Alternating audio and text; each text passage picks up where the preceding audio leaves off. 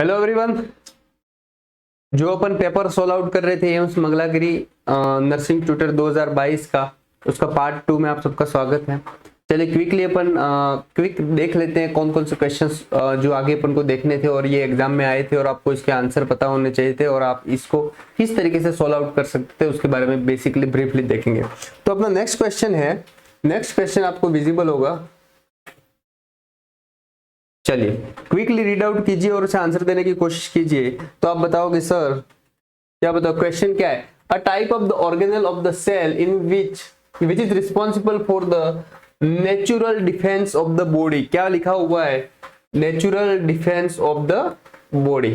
तो कौन सा सेल का ऐसा है? जैसे आपकी ये सेल है ना, सेल में आपने देखा होगा कि ये आपका न्यूक्लियोलस होता था, ये न्यूक्लियस था, न्यूक्लियोटिड सब पता था आपको, ये माइटोकॉन्ड्रिया था, है ना, ये rough endoplasmic reticulum, smooth endoplasmic reticulum इस टाइप से था, है ना। इसके अंदर ये आपके लाइसोसोम्स थे, आरएनए थे, डीएनए थे। ये सब स्ट्रक्चर आपने सेल का बहुत बढ़िया तरीके से स्टडी कर चुके हो, आपको सबको पता है। तो इसमें सिंपल सी दो चार चीजें क्या आपको याद होनी चाहिए उसके बारे में देखें। तो सेल्स का कौन सा ऐसा ऑर्गेनल्स होता है, तो सेल के अंदर जो ऑर्गेनल्स होते हैं तो उसका कौन सा ऐसा फंक्शन होता है जो नेचुरल डिफेंस का काम करता है। क्वेश्चन क्या है? नेचुरल डिफेंस का। तो फर्स्ट ऑप्शन है राइबोसोम। तो मैं आपको बता दूं राइबोसोम के बारे में, राइबोसोम के बारे में देखें अपन, राइबोसोम के बारे में देखें अपन। तो पहले इसको इरेज कर देते हैं ताकि आपके लिए इजी हो। तो आप राइबोसोम का फंक्शन क्या है, राइबोसोम का फंक्शन क्या है, फटाफट से रिवाइज कीजिए। तो राइबोसोम क्यों क्या बोलते हैं? Protein factory. क्या बोलते हैं? Protein factory. प्रोटीन का सिंथेसिस का मेन फंक्शन किसका होता है? तो आपका राइबोसोम का होता है। नेक्स्ट अपन देखें और क्या चीज यहां से क्वेश्चन बन सकते हैं। तो क्वेश्चन आपको देखना पड़ेगा, क्वेश्चन ये बनेगा, अब जो एंडोप्लाज्मिक रेटिकुलम होती है, क्या होती है? Endoplasmic reticulum. ठीक है, जो एंडोप्लाज्मिक रेटिकुलम कितने टाइप की होती है? तो आपका आंसर रहेगा सर दो टाइप की होती है। कौन सी होती है? स्मूथ एंडोप्लाज्मिक रेटिकुलम, और दूसरा हो गया रफ एंडोप्लाज्मिक रेटिकुलम। कौन कौन सी? स्मूथ एंडोप्लाज्मिक रेटिकुलम और हो गई आपकी रफ एंडोप्लाज्मिक रेटिकुलम। तो आपकी जो स्मूथ एंडोप्लाज्मिक रेटिकुलम कैसी होती है? तो स्मूथ का मतलब होती है एकदम चिकनी। कैसी होती है? चिकनी इस टाइप की। इसके ऊपर कोई भी राइबोसोम्स नहीं होते हैं, कोई भी खुरदरा पार्ट नहीं होता है। रफ एंडोप्लाज्मिक रेटिकुलम किस टाइप की होगी? तो रफ एंडोप्लाज्मिक रेटिकुलम इस तरीके से आपकी एंडोप्लाज्मिक रेटिकुलम होगी। इसके चारों ओर ऐसे रफ सरफेस रफ होगी, है ना, खुरदरी। और इसी रफ सरफेस किस वजह से होगी? तो ये जो सरफेस पे ये प्रेजेंट होते हैं उसे बोलते हैं राइबोसोम। क्या बोलते हैं? राइबोसोम। और इसी राइबोसोम की वजह से रफ एंडोप्लाज्मिक रेटिकुलम का काम है सिंथेसिस ऑफ प्रोटीन। किसका सिंथेसिस? प्रोटीन का। और सेम टाइम यहां पे जो राइबोसोम एब्सेंट होते हैं स्मूथ एंडोप्लाज्मिक रेटिकुलम में, तो स्मूथ एंडोप्लाज्मिक रेटिकुलम का फंक्शन है सिंथेसिस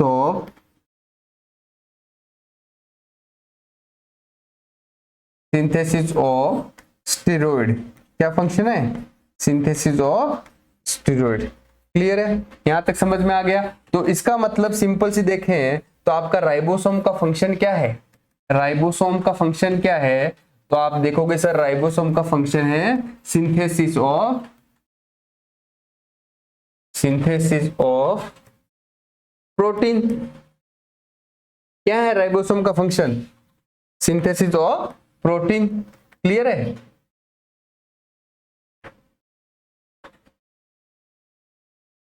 समझ में आ गया?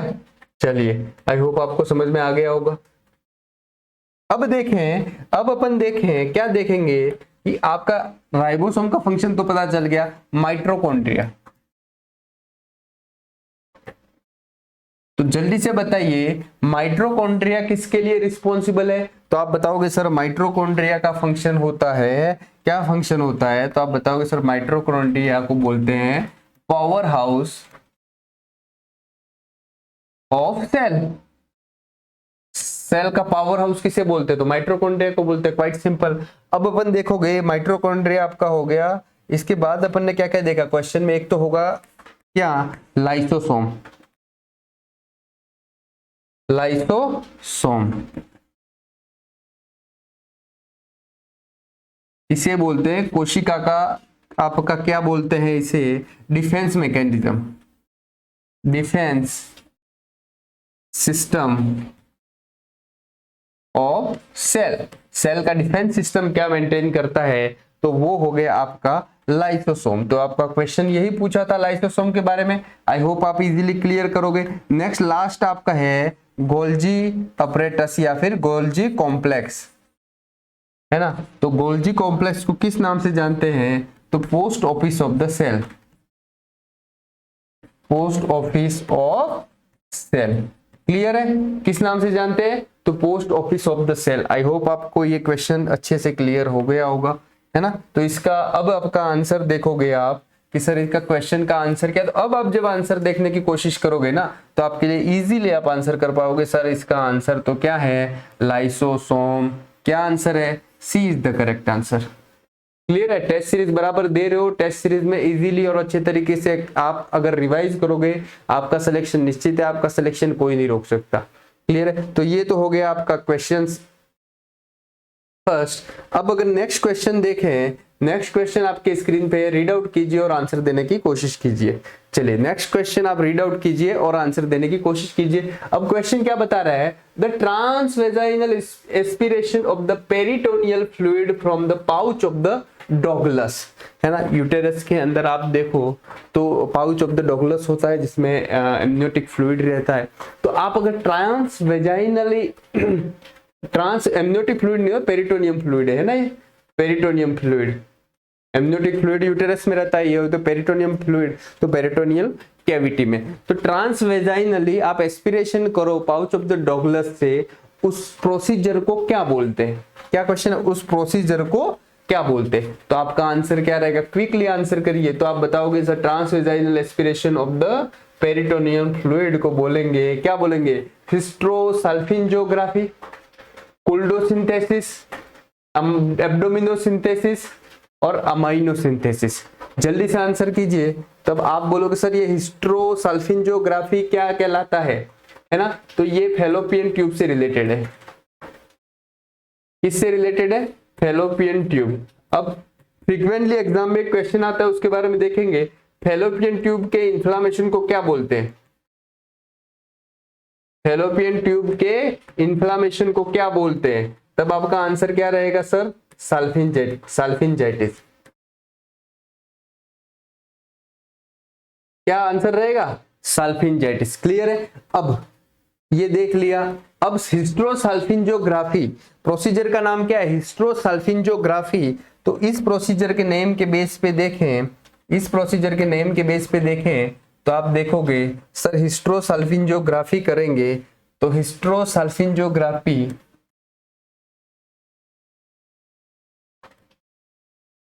हिस्ट्रोसल्फिंजियोग्राफी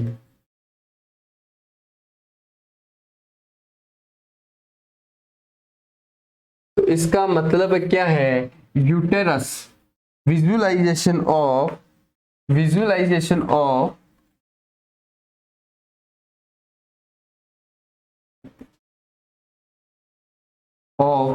uterus and visualisation of the uterus. और किसको विजुअलाइजेशन करेंगे? तो फैलोपियन ट्यूब, फैलोपियन ट्यूब। इसी को क्या बोलेंगे? हिस्ट्रोसल्फिंजियोग्राफी। क्लियर है? अब नेक्स्ट आप देखो कुल्डोसिंथेसिस। कुल्डोसिंथेसिस का आपका एग्जाम के बेस पे अपन देखें तो आपका क्वेश्चन का करेक्ट आंसर है कुल्डोसिंथेसिस। क्या है? कुल्डोसिंथेसिस। क्लियर है? क्या करेक्ट आंसर है? तो culdocentesis. Pouch of the Douglas से पेरिटोनियम फ्लूइड को एस्पिरेट करना उसी को बोलते हैं culdocentesis. B is the correct answer. Abdominocentesis, abdominocentesis को किस नाम से जानते हैं? तो पैरासिंथेसिस। किस नाम से जानते हैं? तो सर इसे जानते हैं पैरासिंथेसिस। क्लियर है? एब्डोमिनोसिंथेसिस को किस नाम से जानते हैं? तो पैरासिंथेसिस।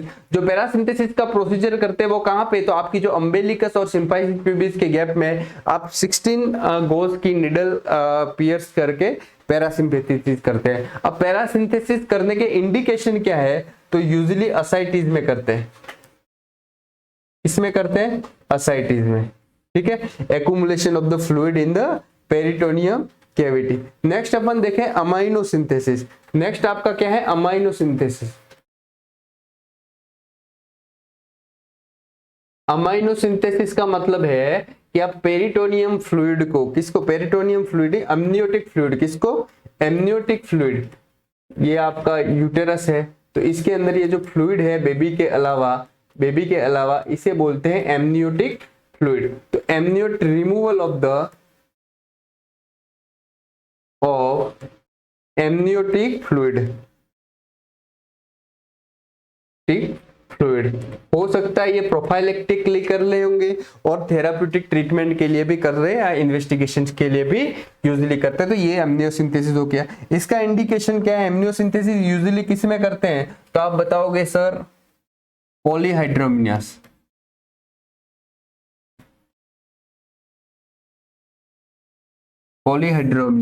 पॉलीहाइड्रोमिनस कब होगा? जब more than 2 litre amniotic fluid present होगा। More than 2 litre amniotic fluid present होगा तो उसे क्या बोलेंगे? पॉलीहाइड्रोमिनस। अगर एमनियोटिक फ्लूइड इंडेक्स की बात करें तो आपका 25 AFI हो जाए तो उसे पॉलीहाइड्रोमिनस बोलते हैं। उसे क्या बोलते हैं? पॉलीहाइड्रोमिनस। आई होप आपको क्वेश्चन का आंसर समझ में आ गया होगा। क्वेश्चन क्या पूछा था? तो आपका करेक्ट आंसर बी था सर, कोल्डोसिंथेसिस। क्या था? कोल्डोसिंथेसिस। अब अपन देखेंगे नेक्स्ट क्वेश्चन। नेक्स्ट क्वेश्चन के बारे में देखें तो आपका नेक्स्ट क्वेश्चन कौन सा है? ये रहा आपकी स्क्रीन पे। रिसर्च से रिलेटेड क्वेश्चन है। फटाफट से रीड आउट कीजिए और आंसर दीजिए। फटाफट से रीड आउट कीजिए और आंसर दीजिए। क्वेश्चन क्या पूछा है? Which of the following statement is incorrect about the normal probability curve? Normal probability curve से रिलेटेड इनकरेक्ट क्या है? ये कुछ क्वेश्चन है जो आपको पढ़ने पड़ेंगे। अगर रिसर्च आपने अच्छे से पढ़ी हुई है दिक्कत नहीं है, नहीं तो आपको रिवाइज करने हैं या फिर रट लीजिए जो भी आपका आपको जिस तरह से बेहतर लगे। आप अगर मास्टर डिग्री को टीच कर रहे हैं, एमएससी को टीच कर रहे हैं तो आपके लिए इजी होगा। क्वेश्चन क्या पूछा? Which of the following statement is incorrect about normal probability curve? तो प्रोबेबिलिटी कर्व के रिलेटेड इनकरेक्ट क्या है?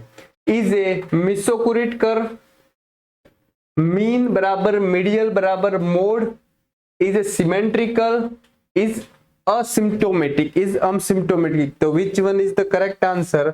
तो एग्जामिनर इसका करेक्ट आंसर माना है, ये इनकरेक्ट माना है, इज ए मिसोकुरेटिक कर्व।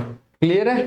तो ये नॉन नॉर्मल प्रोबेबिलिटी कर्व के लिए इनकरेक्ट है। बाकी मीन मीडियल मोड इक्वल होते हैं, सिमेट्रिकल होता है और ये असिम्प्टोमेटिक होता है। तो इसका करेक्ट आंसर उन्होंने माना है ए। आई होप आपको क्वेश्चन याद रहेगा और आपके एग्जाम के लिए ये हेल्पफुल रहेगा। चलिए नेक्स्ट क्वेश्चन की ओर बढ़े। फटाफट से बढ़िए और रीड आउट कीजिए, आंसर कीजिए। अ type of the chart which is meant representative of the organization hierarchy of the administration। तो जो ऑर्गेनाइजेशन, कोई भी आपका इंस्टीट्यूट है या ऑर्गेनाइजेशन है, उसके लेवल्स होते हैं। Top level management, middle level management, lower level management. Correct? तो जो मैनेजमेंट होते हैं उसके हियरार्की के बेस पे कैसे अपन कौन से चार्ट पे शो कर सकते हैं? पहला हो गया पिक्टो चार्ट, दूसरा हो गया फ्लो चार्ट, नेक्स्ट हो गया टेबुलेशन और नरेटिव चार्ट।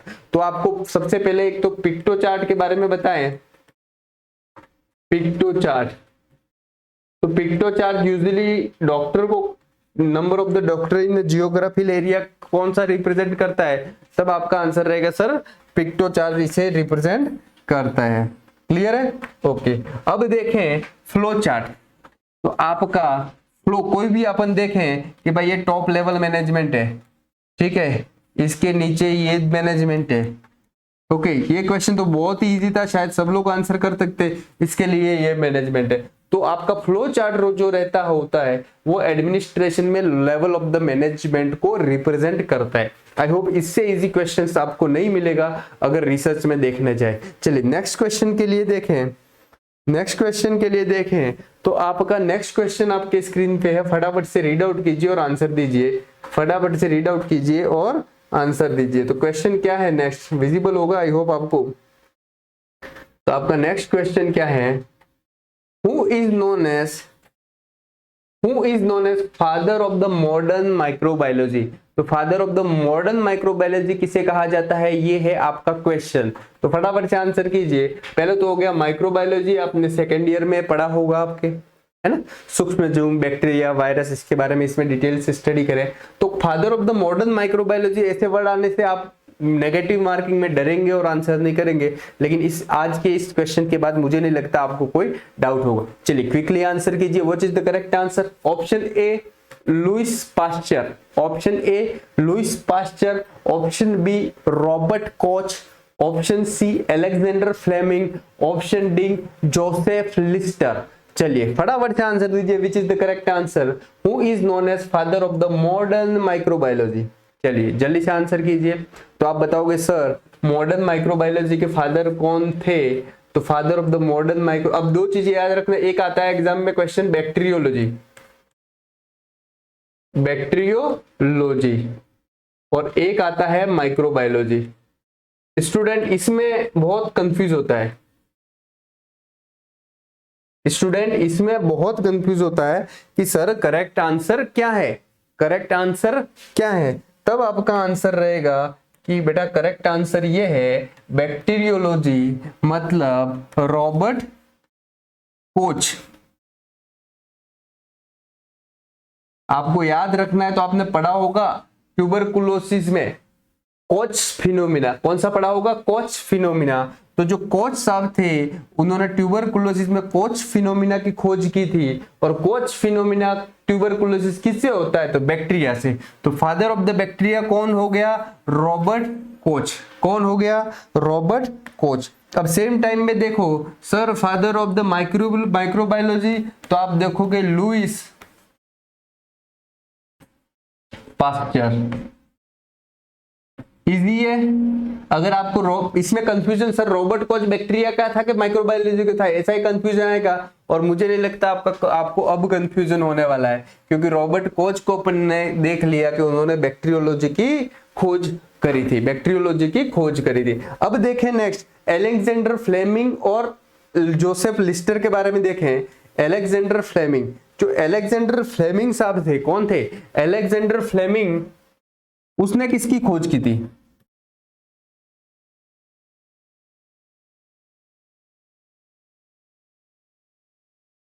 तो अलेक्जेंडर फ्लेमिंग ने किसकी करी थी, पेनिसिलिन की,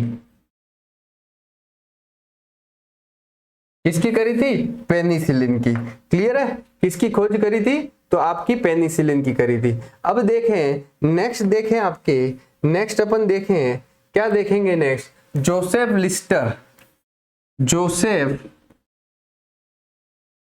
लिस्टर, जोसेफ लिस्टर को किस खोज के लिए जाना जाता है, तब आप आंसर करोगे सर इन्होंने क्या किया था, एंटीसेप्टिक, किसकी, सब एक से बड़े धुरंधर थे, एंटीसेप्टिक सर्जरी की खोज करी थी,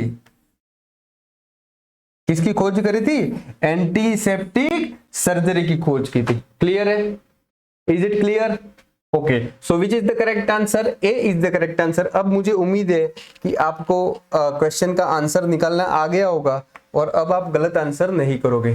तो क्वेश्चन क्या था, who is father of the microbiology, और आपका आंसर था सर लुइस पास्चर। क्या आप नेक्स्ट क्वेश्चन की ओर बढ़े, चलिए नेक्स्ट क्वेश्चन की ओर बढ़ते हैं, नेक्स्ट क्वेश्चन की ओर बढ़ते हैं।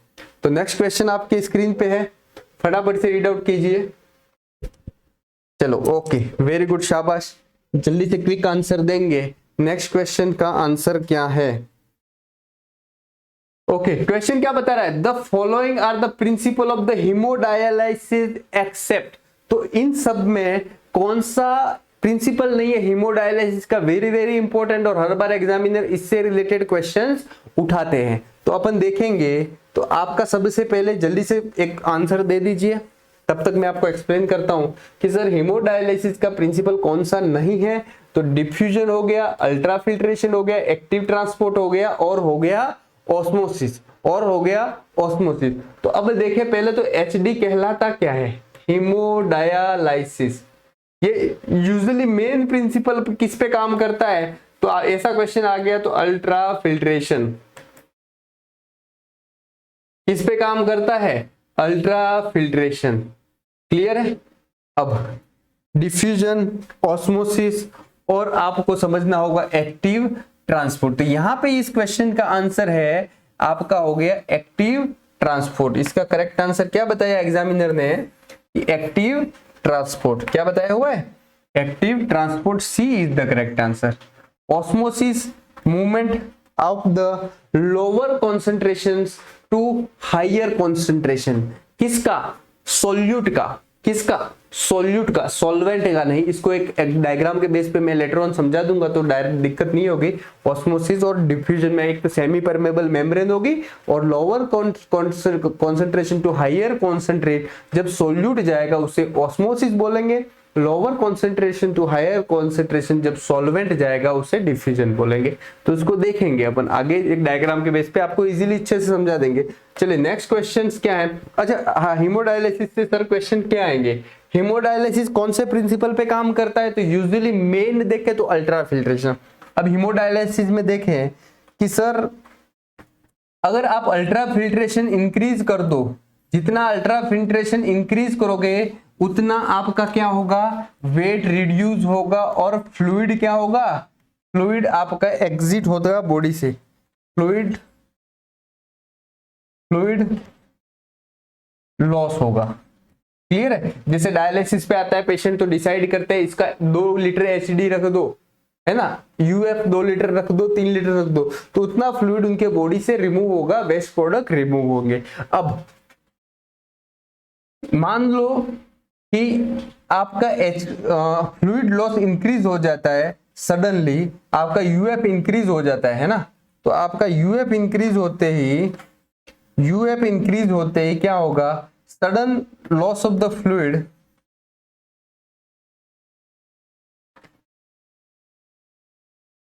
की वजह से कंफ्यूजन पैदा होगा, और जब कंफ्यूजन पैदा होगा इससे क्या होगा, कंफ्यूजन पैदा होगा, और इसी कंफ्यूजन को अपन क्या नाम बोलते हैं, डिसइक्विलिब्रियम।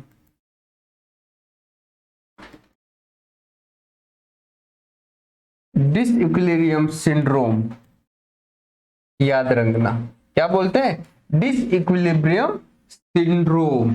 क्लियर है। अब और सर एचडी में क्या करेंगे, और क्या याद रखना है, तो एचडी के अंदर आपके हीमोडायलिसिस में कौन सा ड्रग यूज करते हैं, विच एंटीकोएगुलेंट,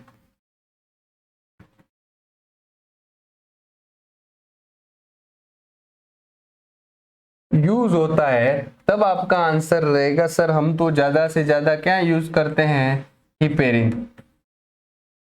क्या यूज करते हैं, हिपेरिन। क्यों, अपने बॉडी में तो क्लोटिक मैकेनिज्म काम करता है, लेकिन जो ब्लड अपना बाहर रहता है पूरे सर्कुलेशन सिस्टम में डायलिसिस के मशीन में, तो उसको क्लोट नहीं होने से बचने के लिए कंटिन्यूस इन्फ्यूजन पंप से हिपेरिन दिया जाता है। क्या दिया जाता है बच्चों, हिपेरिन दिया जाता है। अब हिपेरिन देते हैं तो हो सकता है किसी में उसका डोज बढ़ जाए, तो उसका एंटीडोट कौन सा है करके हर बार एग्जाम में क्वेश्चन आता है, एंटीडोट कौन सा है इसका, तो आपका आंसर रहेगा सर इसका एंटीडोट क्या है, प्रोटामिन।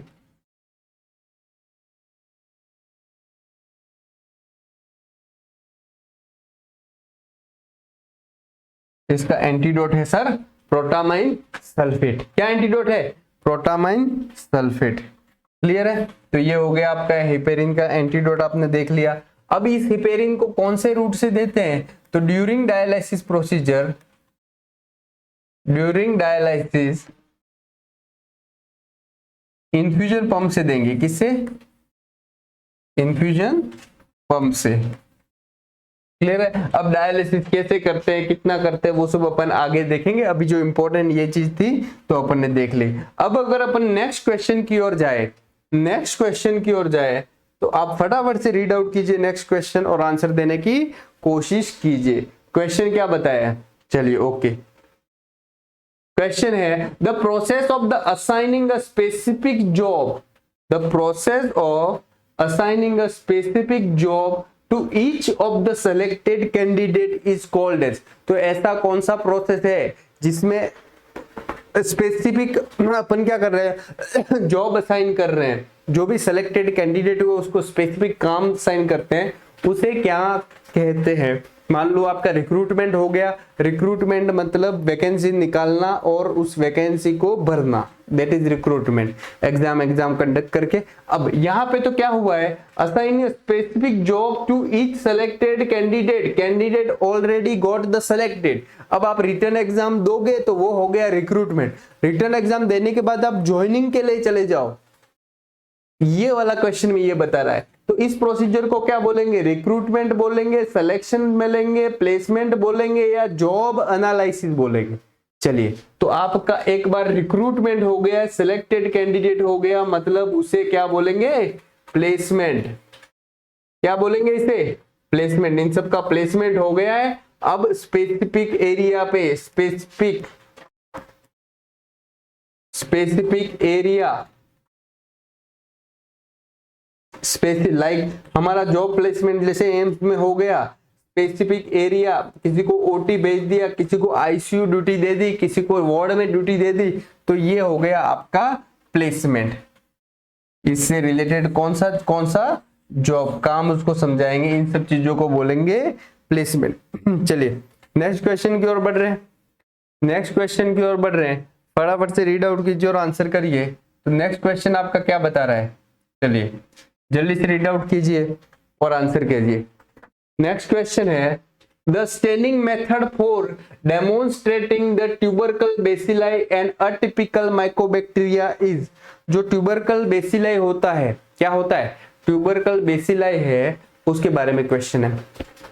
तो ट्यूबरकल बेसिलाई को अगर आप टेस्ट करते हो तो कौन सी स्टेनिंग टेक्निक यूज होती है, कौन सी स्टेनिंग टेक्निक यूज होती है, इससे रिलेटेड क्वेश्चन है। तो आपका हो गया, पहला हो गया अल्बर्ट स्टेन, क्या अल्बर्ट स्टेन यूज करते हैं। सेकंड देखे तो जेडन stain, Ziehl Neelsen stain. Third देखे तो ग्राम स्टेन, और फोर्थ देखे तो पॉन्डर स्टेन। तो ग्राम स्टेन वो आइडेंटिफाई करता है कौन सा बैक्टीरिया ग्राम पॉजिटिव है या ग्राम नेगेटिव है। क्या आइडेंटिफाई करता है, is it gram positive bacteria और is it gram negative bacteria. तो यहाँ पे आपका करेक्ट आंसर क्या रहेगा सर, माइकोबैक्टीरियल ट्यूबरकुलर जो बेसिलाई होता है ना, जिसकी खोज रॉबर्ट कोच ने करी थी, वो कैसे आप करोगे, तो जेडन टेक्निक से। कौन सी स्टेन टेक्निक यूज होती है, तो जील नेल्सन स्टेन टेक्निक होती है। ये आपने second year of the nursing में पढ़ा होगा। B is the correct answer, कौन सा, B is the correct answer. चलिए नेक्स्ट क्वेश्चन की ओर बढ़े, नेक्स्ट क्वेश्चन की ओर बढ़े, फटाफट से रीड आउट कीजिए और आंसर दीजिए। क्वेश्चन क्या पूछा है, ओके गुड, बहुत ही स्पेसिफिक क्वेश्चन है। An abnormality of the nail in which red brown inner streak appears in the nail bed is known as। तो आपकी abnormalities of the nail से क्वेश्चन यूजुअली आता है। तो आपकी abnormalities of the nail में देखें तो red brown liner streak appear, nail bed में red brown liner streak present होती है, उसे क्या कहलाता है। Option A Beau's line, option B koilonychia, option C paronychia, inflammation surrounding the nail. अब है ना स्प्लिंटर हेमरेज, क्या है स्प्लिंटर हेमरेज, तो इसका करेक्ट आंसर कौन सा था, डी स्प्लिंटर हेमरेज। कौन सा करेक्ट आंसर है, स्प्लिंटर हेमरेज। आई होप आपको ये क्वेश्चन समझ में आया होगा। एबनॉर्मलिटी ऑफ नेल से जैसे नेल एब्सेंस है तो एनोनजिया बोलते हैं, है ना। अगर इन्फ्लामेशन ऑफ द नेल के सराउंडिंग यहाँ पे रेडनेस हो जाए, इन्फ्लामेशन हो जाए, तो उसे पेरोनचिया बोलते हैं। चलिए नेक्स्ट क्वेश्चन की ओर बढ़े, नेक्स्ट क्वेश्चन की ओर बढ़े, फटाफट से रीड आउट कीजिए और आंसर देने की कोशिश कीजिए। अब रिसर्च किसे रिलेटेड क्वेश्चन है, रिसर्च से रिलेटेड क्वेश्चन है कि which among the following is a true experimental research, कौन सी इसमें से ट्रू एक्सपेरिमेंटल रिसर्च है। Factorial research design, time series research design, one shot case design, one group pre test post test design. चलिए research design से हर बार exam में क्वेश्चन यूजुअली पूछा जाता है, हर बार एग्जाम में क्वेश्चन पूछा जाता है। तो ये आपकी ट्रू एक्सपेरिमेंटल रिसर्च से देखे तो ये फैक्टोरियल रिसर्च डिजाइन है। कौन सी है, ए फैक्टोरियल रिसर्च डिजाइन। अगर आपने रिसर्च करी है तो आपको पता होना चाहिए कि आपकी रिसर्च की डिजाइन कौन सी है। लाइक ट्रू एक्सपेरिमेंटल रिसर्च है, क्वासी एक्सपेरिमेंटल रिसर्च है, या उसका कोई सब टाइप है, तो यहाँ पे फैक्टोरियल डिजाइन यूज होती है। चलिए नेक्स्ट क्वेश्चन अपन देखेंगे, नेक्स्ट क्वेश्चन की ओर बढ़े तो what is the antidote of the magnesium toxicity, what is antidote of the magnesium toxicity. तो मैग्नीशियम का अगर केमिकल नाम देखें तो MgSO4, क्या नाम है, MgSO4। और अगर MgSO4 एक्सेसिव लेवल में दे दिया जाए या ज्यादा मात्रा में दे दिया जाए तो उसकी टॉक्सिसिटी हो जाती है। तो इस टॉक्सिसिटी को रिवर्स करना है, इस टॉक्सिसिटी को रिवर्स करने को मेथड को क्या बोलेंगे, एंटीडोट। क्या बोलेंगे, एंटीडोट। तो कौन सा ऐसा एंटीडोट है जो मैग्नीशियम के एक्शन को रिवर्ट बैक करता है, वो है आपका क्वेश्चन। तो आप बोलोगे सर कॉपर है, जिंक सल्फेट है, कैल्शियम ग्लूकोनेट है, या फॉस्फोरस है, या फॉस्फोरस है। तो आपका करेक्ट आंसर आएगा sir calcium gluconate. Which one it is it calcium gluconate. C is the correct answer बेटा। क्लियर है, चलिए बहुत बढ़िया, वेरी गुड, शाबाश। नेक्स्ट क्वेश्चन की ओर बढ़ेंगे, नेक्स्ट क्वेश्चन की ओर बढ़ेंगे। फटाफट से देखिए और रीड आउट करके उसे आंसर देने की कोशिश कीजिए, आंसर देने की कोशिश कीजिए। चलिए क्वेश्चन क्या बता रहा है, क्वेश्चन क्या बता रहा है, फटाफट से रीड आउट कीजिए, आई होप आपको विजिबल होगा। तो क्वेश्चन बता रहा है the range of the motion which involve the movement of the extremity away from the mid line of the body. अब यहाँ पे देखेंगे आप, क्लियरली मुझे वॉच कीजिए, ये मेरी बॉडी है, तो ये यहाँ पे मेरे ब्रो से दिक्कत, नोज से मेरे चेस्ट मीडियास्टिनियम से इस तरीके से लाइन बोलते हैं, उसे बोलते हैं वर्टिकल लाइन। क्या बोलते हैं, वर्टिकल लाइन। अगर ऐसे अगर कट करे तो हॉरिजॉन्टल लाइन हो गया। अब जैसे मेरे हैंड है, अगर ये मेरी mid line, near by body मतलब मिड लाइन के पास आ रहा है, उसे क्या बोलेंगे, अवे फ्रॉम मिड लाइन को क्या बोलेंगे, सिंपल सी चीज। अब हो गया डोर्सीफ्लेक्शन, डोर्सीफ्लेक्शन ऑफ द फुट को बोलेंगे, फुट का डोर्सीफ्लेक्शन करना। और प्लेंटर फ्लेक्शन, ये फुट से रिलेटेड है, इसको लेटर ऑन अपन देखेंगे, डोर्सीफ्लेक्शन ऑफ द फुट और planter flexion of the foot. अब देखेंगे मेन इंपॉर्टेंट यहाँ पे एबडक्शन और एडक्शन है ना। जैसे अपन देखें ये आप मेरा एल्बो जॉइंट है, फ्लेक्शन एक्सटेंशन है ना, या फिर फ्लेक्शन एक्सटेंशन और हाइपर एक्सटेंशन, शोल्डर जॉइंट, हर जॉइंट का अलग अलग होता है।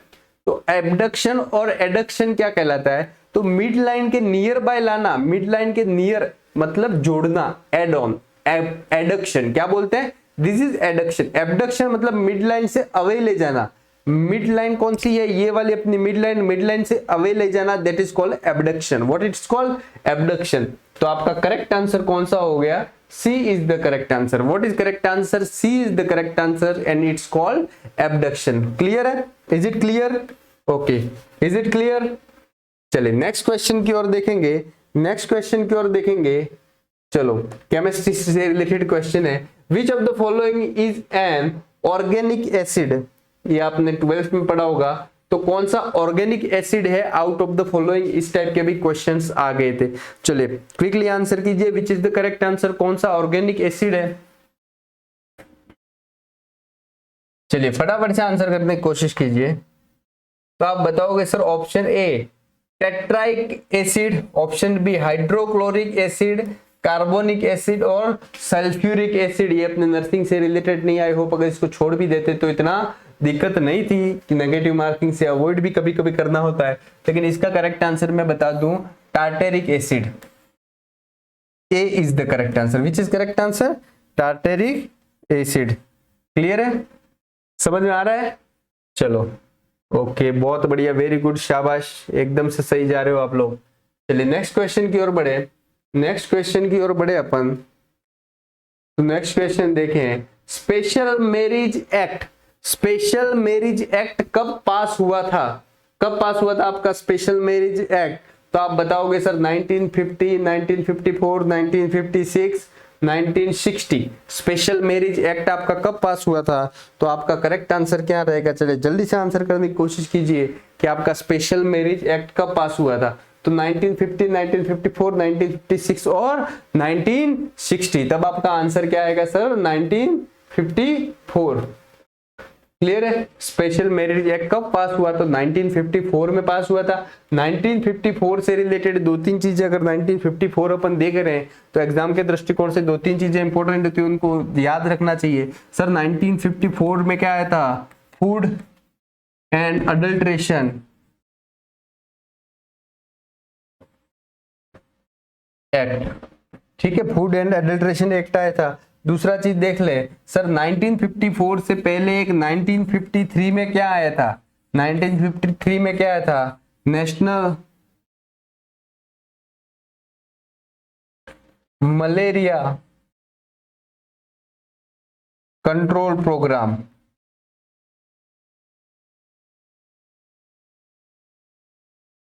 क्या आ रहा था? National malaria control programme. 1958 में क्या आ रहा था? तो 5 साल बाद क्या किया था? 1958 में national malaria eradication programme.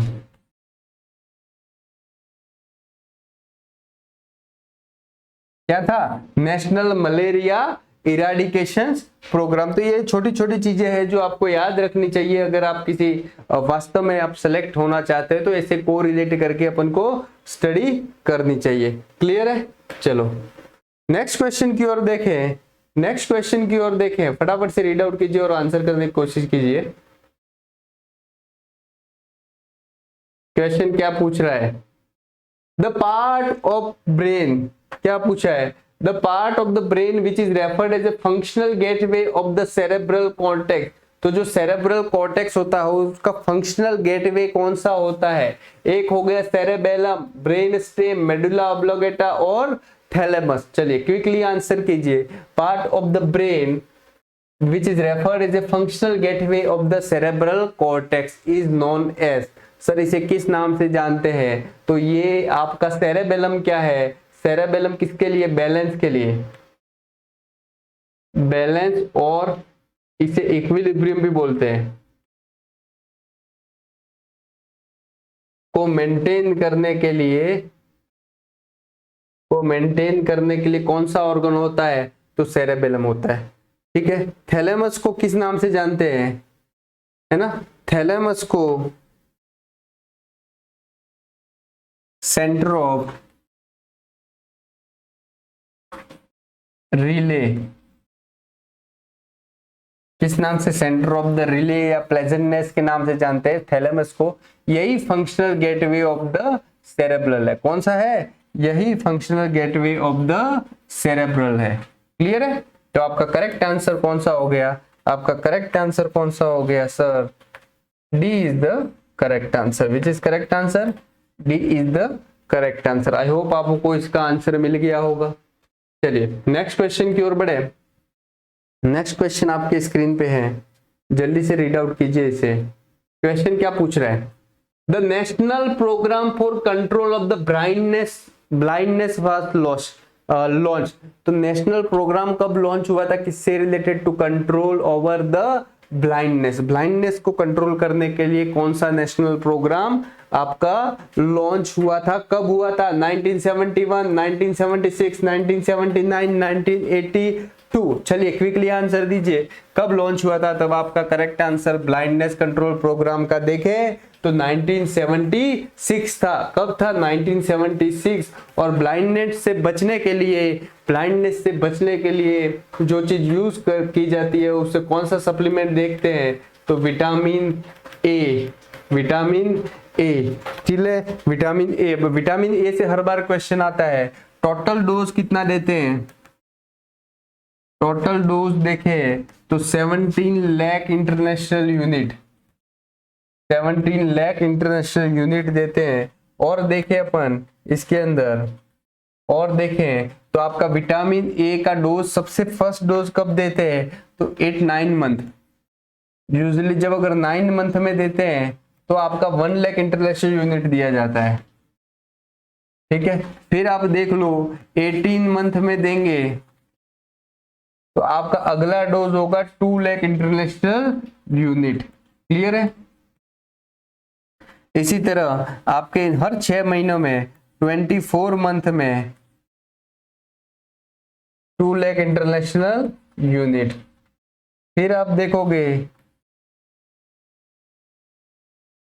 30 month, 36 month, 42 month, 48 month, 54 month और 60 मंथ, सभी जगह आप दोगे 2 लाख इंटरनेशनल यूनिट। कितना दोगे 2 लाख इंटरनेशनल यूनिट। और जब इतना डोज आप दोगे तो आपका टोटल डोज कितना हो गया, टोटल डोज आपका हो गया 17 लाख इंटरनेशनल यूनिट। और आपका टोटल कितनी बार दोगे टोटल, तो टोटल आपने दिए थे 9 डोज। हो सकता है आपको विटामिन ए अगर मान लो 9 मंथ से पहले देना पड़े तब कितना डोज दोगे, तो तब आप 50,000 इंटरनेशनल यूनिट दोगे। क्या दोगे 50,000, क्योंकि विटामिन ए भी प्रेगनेंसी में अगर दे दो तो टेराटोजेनिक है। Vitamin A is a teratogenic drug. Avoid vitamin A, ये न्यूबॉर्न के लिए था, vitamin A supplement in pregnancy as it is teratogenic drug।